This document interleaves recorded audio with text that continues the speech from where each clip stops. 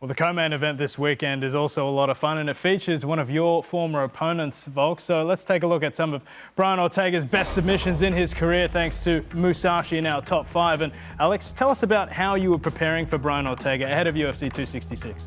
Well, we had to prepare for this. His submission game is next level. If he puts you in a submission, you are going to be in big trouble. So I did so much work with guys like Craig Jones and other obviously good submission guys, and had me in some of the deepest submissions you could think of, and just did hours of it. I had to try and be composed and comfortable in nightmare of positions, because I knew if he gets me there, I'm going to be in trouble. I was hoping not to get there, but I needed to prepare that I'll be able to deal with it. We were in the same locker room warming up together, and I saw them run through the exact same. I saw them running through the triangle. I saw them running through like deep. I had Craig chuck him in a guillotine, like warming up. So it was like real cool to see it pull it off in live action. Yeah, so deep, so late stage, right? Late stage submissions. We had to do a lot of that, not preventing him from getting to them positions.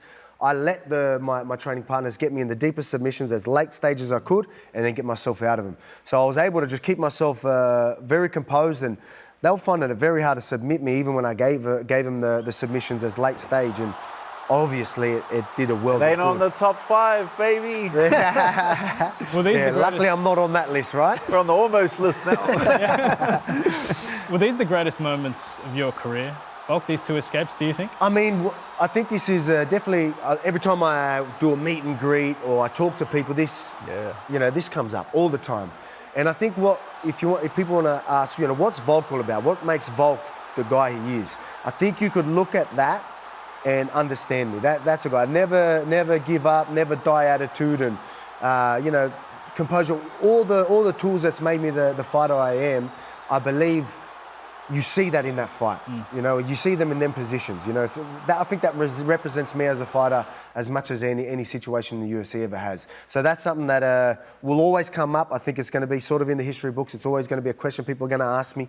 And it's a part of the sport which the fans love and admire. It's like when you knock someone out, it's not really like you get to show your character that much. But when you go through a hard fight, 5 rounds, you're chucked in the deepest submissions anyone's ever been put into without tapping or going to sleep. You get to show your character, and that's the part that the fans truly appreciate about the sport. Exactly right. So as you said, getting knockouts or and things like that, but for you to have the resilience to get through that, people can really appreciate. And not many people can last that long. And I remember just doing an interview not that long ago, even with Dan Hooker, the same. Like, we're both similar in that. So when we talk about hard, resilient men, I can look at us both and be like, there's. We can represent that, and I can look at that and be like, that sort of represents me and who I am and what I'm all about. That's the same guy. See that guy that got through that submission? Yeah. That's the same guy that turns up in the gym every single day. But a funny one in the Poirier fight, because he had me in the guillotine. I might have been the first guy he ever submitted in the guillotine, but he just didn't even realise that I was out. So I actually woke up, it was the 3rd round, I shot for a takedown. Really? He jumped the guillotine, and then he must have just run out of steam squeezing, because I woke up and I was like, oh, the fight's still going. I was like, this is cool. Wow, here we go. So he did finish a guillotine. Wow. Just no one realised. That's incredible. There you go. You heard it here first. How's that? Yeah. I didn't know about that. I didn't know that. Woke up with smelling the canvas and was like, oh. I was like, thought the fight was over. What round was that? I think the third round. 3rd round. Wow. That was a 5-round fight, no? Yeah. Wow. Have you ever been in a situation like that before? Nah, not like that. I mean, again, that doesn't surprise me when you talk about things like that. Well, generally, when you wake up and you're smelling canvas, the fight is generally over. That's remarkable. No, mate, that is incredible. I did want to talk about Brian Ortega's opponent this weekend. Diego Lopez looks to be a guy that the UFC looks upon quite fondly. He's very exciting. As the longtime featherweight king, how do you assess him? Yeah, man, that's we talked about how great the main event's going to be. Yeah. I'm picking this to be fight of the night. This is my fight of the night pick. I think they're going to go. It's going to be wild on the feet. He's very aggressive, as you can see here, and they're both submission specialists.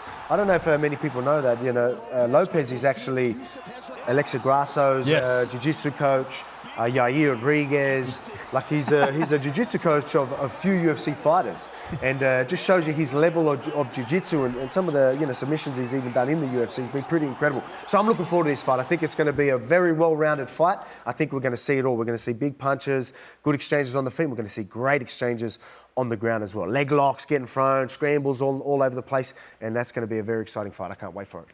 I think the key to victory here is that mullet, Dan. I think that's the secret to his success. I love seeing mullets just shining brightly at the top of world-class sport. No, absolutely incredible. Well, that's all we've got time for, guys. I want to thank you so much for your time on the show today. Thank you at home for watching. Don't forget you can order the UFC 303 pay-per-view at mainevent.com.au. Enjoy the fights. See you next time on Fight Week.